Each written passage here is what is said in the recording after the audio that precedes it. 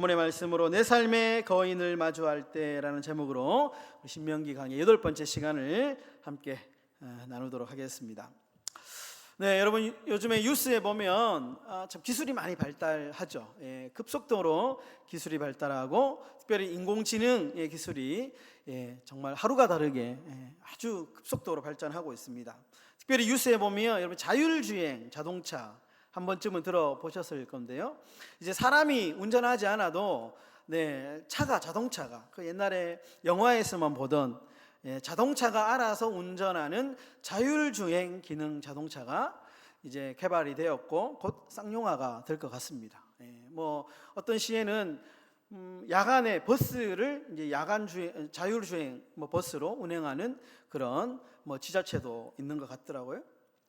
여러분, 그런데 이 최첨단 자동차 자율주행 스스로 운전하는 이 최첨단 자동차에게도 아주 당혹스러운 증상이 하나 있는데요. 고스트 브레이크라고 하는 현상이라고 합니다. 이 고스트라고 하면 어떤 귀신, 어떤 보이지 않는 현상을 고스트라고 하잖아요. 이 브레이크, 우리가 말하는 이 브레이크, 이 고스트 브레이크라는 현상인데요. 이런 겁니다. 자동차가 이제 잘 달려가다가 갑자기 앞에 아무것도 없는데 급브레이크를 밟는 거예요. 급브레이크를 밟으면 자동차 소음이 굉장히 심하잖아요. 그러니까 급브레이크 굉음을 내면서 갑자기 잘 가던 자동차가 급브레이크를 밟는 거예요. 그러니까 타고 있던 사람이 깜짝 놀라죠. 근데 알고 보면 앞에 아무것도 없는 거예요.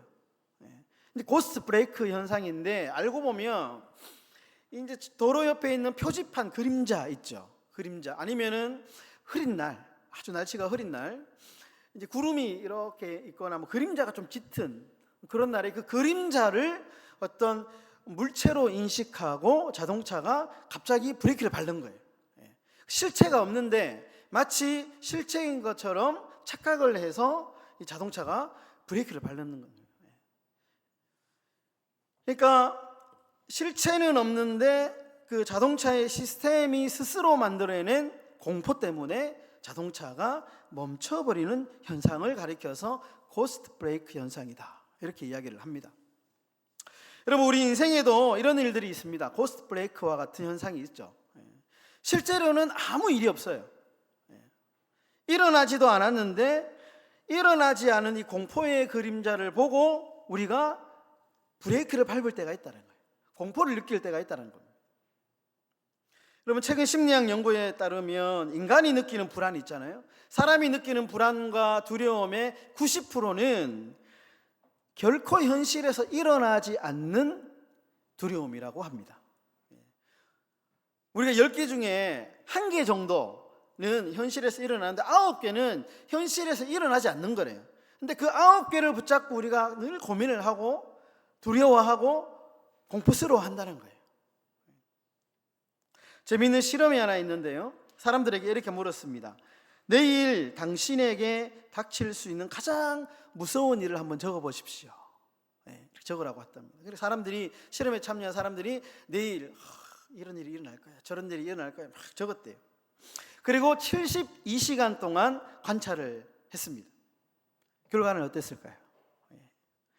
참가자들이 공포에 떨며 상상했던 그 비극적인 사건들은 단 한 건도 일어나지 않았다는 거예요. 단 한 건도 일어나지 않았다. 오히려 그들은 일어나지도 않은 일을 걱정한다고 정작 즐거워하고 즐겨야 될 그 시간을 허비를 했다는 거죠. 저도 목회를 하면서 참 때로는 제 능력의 한계를 많이 뼈저리게 느낍니다. 그러면서 무기력감이 오기도 하고, 때로는 두려움에 내가 잘할 수 있을까? 하나님이 이 귀한 교회를 맡기셨고 목회해야 되는데 능력의 한계는 있고, 이런 걱정을 하면서 참 잠을 설친 적도 있고 걱정을 많이 하기도 하죠. 사실은 알고 보면 고스트 브레이크, 걱정하지 않아도 될 걱정이에요. 여러분, 그런데 오늘 본문에 등장하는 이스라엘 백성들도 정확히 그와 같은 이 고스트 브레이크 현상을 겪고 있습니다. 오늘 보면 신명기 3장은 여러분 이스라엘 백성이 이제 가나안 땅을 눈앞에 두고 맞닥뜨린 거대한 적, 바산 왕 옥이라고 하는 거대한 전투를 기록하고 있습니다. 여러분, 이 바산왕옥이라고 하는 사람은 보통 사람이 아닙니다. 앞전에 만났던 사람들 적과는 비교가 안 되는 적입니다. 오늘 본문 11절을 보면 이 바산왕옥은 어떤 사람이냐? 거대한 거인족의 후손입니다. 11절에 보면 거인족인 르바임 족속의 후손이었다 이렇게 말합니다. 근데 이 거인족의 후손인 이 사람이 쓰던 침대가 있는데요, 침대의 길이가 무려 9규빗이나 된다 이렇게 말합니다. 9규빗은 오늘날로 따지면 4m가 넘는 겁니다. 그러니까 이 바산왕옥이라고 하는 사람이 쓰는 침대가 있는데 철로 만들어졌고, 그 철 침대의 크기가 얼마나 크냐? 4m가 넘는답니다. 여러분 상상해 보십시오. 우리가 집에 침대 한 개씩은 다 있잖아요. 우리가 보는 보통 침대 한 2m 정도 될까요? 뭐 킹, 더블 사이즈 킹 정도 해도 뭐 2m 왔다 갔다 하겠죠. 2m 조금 넘을 수도 있고. 근데 4m가 넘는 거대한 철 침상을 쓰고 있는 엄청난 상대라는 겁니다. 그런데 여러분, 오늘 말씀의 마지막에 보면 이들과 전투를 하게 되는데 결과는 어땠을까?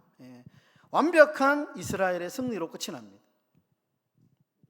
오늘 우리는 본문 말씀을 통해서 우리의 삶의 거대한 장벽, 우리의 삶을 가로막는 거대한 장벽과 두려움을 어떻게 믿음으로 극복할 것인가를 세 가지 영적 원리를 함께 나누어 보려고 합니다.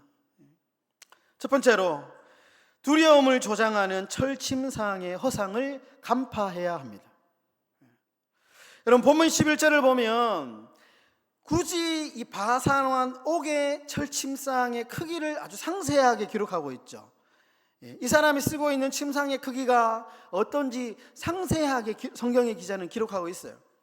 3장 11절에 보시면 그것은 철침상이라 그 길이가 9규빗이요 너비가 4규빗이다. 여러분, 질문을 해야 됩니다. 왜 그러면 성경의 기자가 굳이 이 침상의 크기를 기록하고 있을까? 자세하게 왜 이 침상의 크기를 기록하고 있느냐?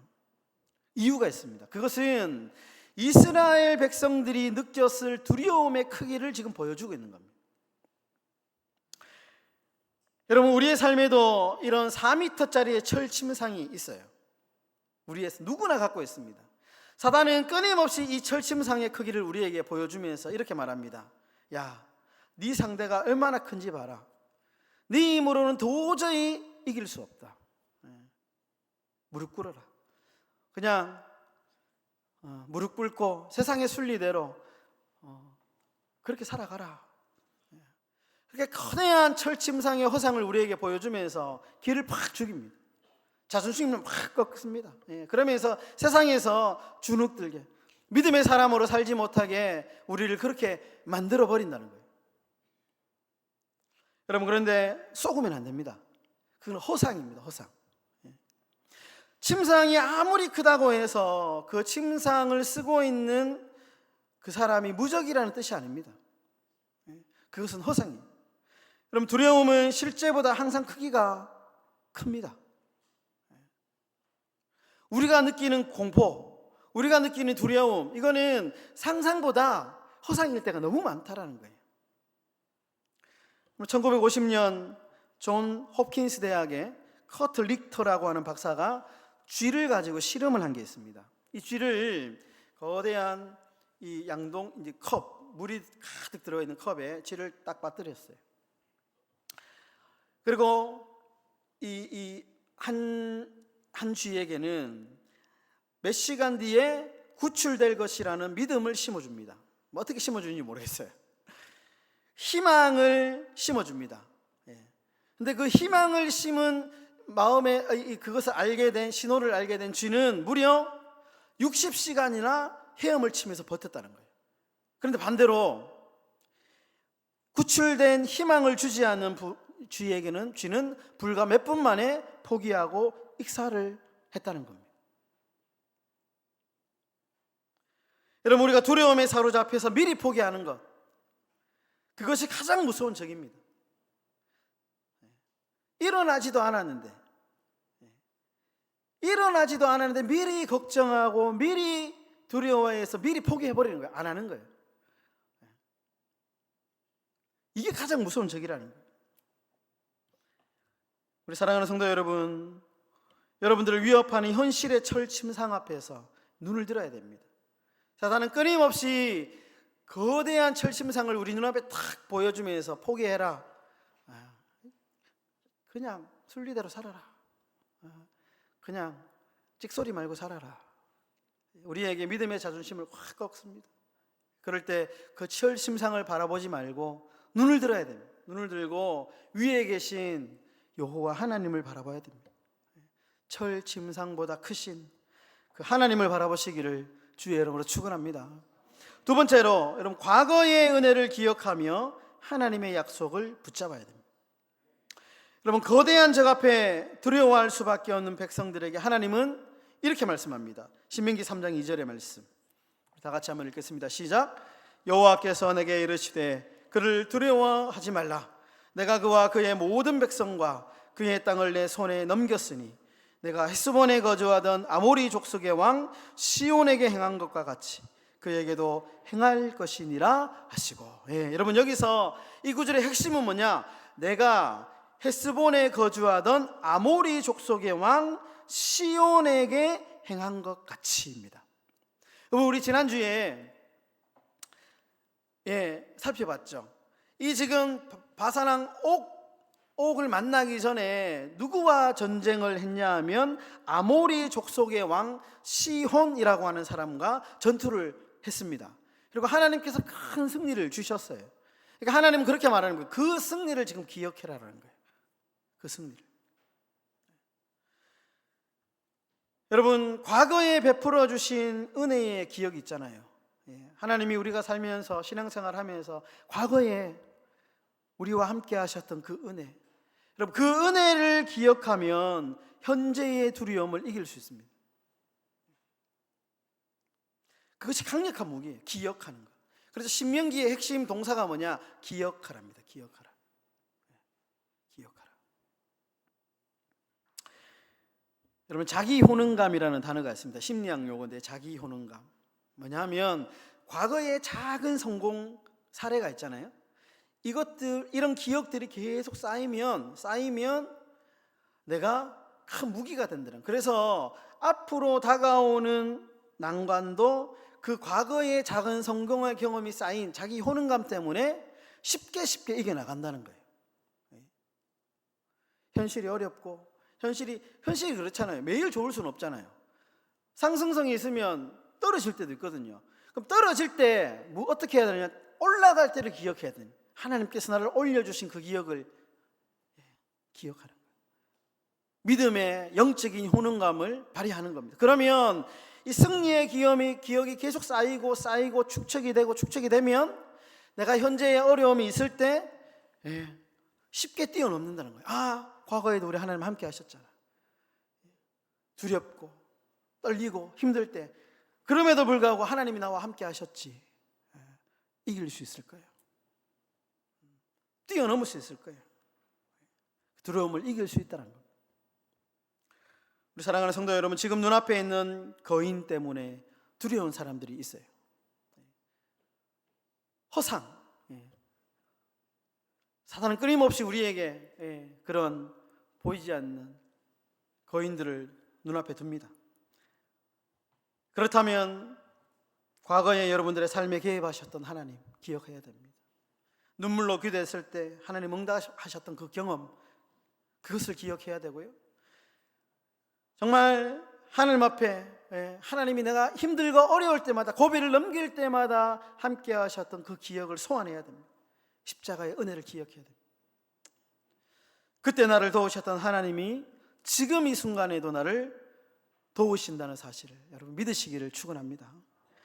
여러분 한번 따라하겠습니다. 나를 도우셨던 하나님이 지금도 나를 도우십니다. 여러분 아멘이시죠? 세 번째, 머뭇거리지 말고 온전히 순종해야 됩니다. 여러분 두려움을 이기고 약속을 붙잡았다면 이제는 행동해야 됩니다. 이스라엘 백성들이 옥의 영토에서 전쟁을 치릅니다. 그리고 그 영토에 있던 60개나 되는 성읍을 빼앗습니다. 여러분, 그런데 60개나 되는 이 성을 빼앗는데 만만치 않았어요. 만만치 않았습니다. 엄청난 고인족의 후손이었던 이 민족을 이스라엘 백성들이 믿음으로 하나님께서 승리를 주겠다라고 하는 이 믿음을 가지고 전쟁에 뛰어들었고, 그리고 승리를 하게 됩니다. 그러면서 60개나 되는 성을 쟁취하게 됩니다. 그런데 이 성이 만만치 않았어요. 오늘 본문에 보면, 말씀에 보면 그 성벽은 높고 문과 빗장은 굳게 닫혀 있었다, 이렇게 표현합니다. 저항이 만만치 않았다는 거예요. 그런데 이스라엘 백성들은 주저하지 않았습니다. 하나님의 말씀을 붙잡고 믿음으로 돌파한 것이죠. 여러분, 하나님의 약속을 믿고 발걸음을 내디딜 때 견고한 성벽은 더 이상 우리의 장애물이 되지 않습니다. 하나님 우리에게 늘 믿음의 순종을 원하십니다. 하나님의 말씀을 믿고 있다면 그 말씀을 의지하여 행동하라, 순종하라.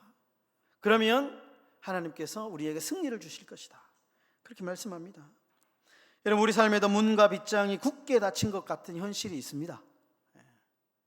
여전히 막막하고 답이 없고, 머리를 이렇게 굴려도 답이 안 나오고 저렇게 굴려도 답이 안 나오고 굳게 닫힌 문과 빗장이 있습니다. 그러나 그것은 불신앙의 장벽입니다. 여러분, 순종의 발걸음을 뗄 때에 비록 내 생각으로, 내 경험으로는 답이 보이지 않지만, 그럼에도 불구하고 말씀에 의지하여 내가 걸음을 뗄 때에 하나님의 기적이 일어나게 된다라는 거예요. 여러분, 두려움 때문에 피하거나 적당히 타협해서 남겨두지 마십시오. 하나님이 가라고 하면 내 경험, 내 계산, 내 지혜를 내려놓고 철저히 순종하는 결단이 우리에게 필요합니다. 여러분, 순종의 발걸음이 철옹성 같은 삶의 문제들을 무너뜨리는 그런 기적의 시작이 될 줄 믿습니다. 말씀을 정리하겠습니다. 여러분, 2024년 2년 전에 파리올림픽 사격 경기를 한번 떠올려 보십시오. 그때 아주 유명한 선수가 한 명 있는데요, 사진을 준비했습니다. 이 사진만 보면 알죠? 유명한 선수죠. 은메달을 목에 걸면서 전 세계적인 스타가 된 김예지라는 선수입니다. 김예지. 여러분, 그녀가 저 그림을 한번 보세요. 총구를 겨눌 때 표정을 한번 보십시오. 얼마나 진중합니까? 결의에 차 있습니까? 상대방이 누군지, 관중이 얼마나 많은지 안중에도 없습니다. 그저 김예지 선수가 지금 바라보고 있는 방향은 정면, 강력한 집중력을 지금 발휘하고 있습니다. 그럼 그녀는 인터뷰에서 이렇게 말합니다. 나는 사격장에 섰을 때의 표적지 외에는 아무것도 보이지 않았습니다. 오로지 관용만 봤다는 거예요. 여러분, 승부의 세계에서 운동선수에게 적은 외부가 아니랍니다. 외부가 적이 아니고 내 자신이 적이에요. 내 자신 안에 있는 이 떨림, 긴장, 스트레스, 두려움이 나의 적이랍니다. 그래서 운동선수들이 금메달을 따느냐, 은메달을 따느냐, 동메달을 따느냐는 외부의 적 때문에 결정되는 것이 아니고 내 안에 있는 내부의 적 때문에 메달의 색깔이 결정된대요. 자신에게 있는 이 두려움을 극복하면 금메달 따는 거죠. 우리 사랑하는 성도 여러분, 오늘 여러분들을 가로막고 있는 4m짜리 철침상은 무엇입니까? 여러분, 그 크기에 압도되어서 지레 포기하고 주저앉아서 그렇게 울고 있지는 않습니까? 여러분, 세상의 말에 보이는 것에 속지 마십시오. 우리는 눈을 들어서 거대한 세상에 4m가 넘는 철심상이 아니고 그 너머에 계시는 전능하신 하나님을 바라봐야 됩니다. 여러분, 이번 한 주 살아가시면서 두려움이 엄습할 때가 있을 겁니다. 여러분, 그때마다 십자가 예수 그리스도를 바라봐야 됩니다. 십자가에서 모든 사망 권세를 이기신 그 예수 그리스도의 십자가를 바라보셔야 됩니다. 우리가 싸우는 영적 전투는 예수님이 이미 십자가에서 승리하신 승리의 전투를 하고 있다는 것을 잊으면 안 됩니다. 이미 우리 예수님께 사망의 모든 권세를 십자가에서 다 꺾으시고 부활하시고 승리하셨습니다. 승리하신 이 싸움을 우리는 그저 순종하며 걸어가는 것밖에 없는 거예요. 여러분, 두려움의 여성을 깨고 어떠한 견고한 문제 앞에서도 믿음의 순종의 걸음을 걸어가시는 저와 여러분들의 삶이 다 되시기를 예수님의 이름으로 축원합니다. 네.